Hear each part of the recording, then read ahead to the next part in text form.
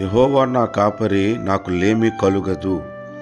23వ కీర్తన 1వ వచనము. దేవుడు మనకి కాపరి అయితే, ఆయన గొర్రెలుగా మనము జీవిస్తే సమస్తము మనకు కలిమిగా చేసే దేవుడు.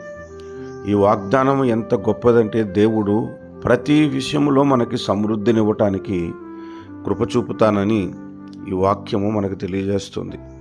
ప్రార్థన చేద్దాము. ఈ వాక్యము ప్రతి క్రైస్తవుడు స్వతంత్రించుకోవలసిన అద్భుతమైనటువంటి మాట. ప్రార్థన.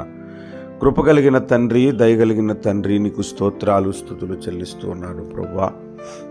మా కాపరివి నీవు, నిజమైన కాపరివి నీవు, ప్రాణం పెట్టిన కాపరివి నీవు, ప్రధాన కాపరివి నీవు, మంచి కాపరివి నీవు తండ్రి. మాకు లేమి కలుగుదని మీరు మాట్లాడుతూ ఉన్నారు. సమస్తము కలిగించు దేవుడిగా ఉన్నందులకు స్తోత్రాలు.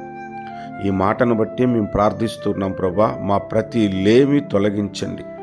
ఆర్థికమైన లేమి, ఆధ్యాత్మికమైన లేమిని తొలగించండి. సమృద్ధిని దయచండి. నేను గొర్రెలకు జీవమునిచ్చుటకును అది సమృద్ధిగా ఇచ్చుటకు వచ్చి ఉన్నానన్నారు. ఆ మాటను మీరు నెరవేర్చమని యేసు నామమున ప్రార్థిస్తున్నాము తండ్రి. ఆమేన్.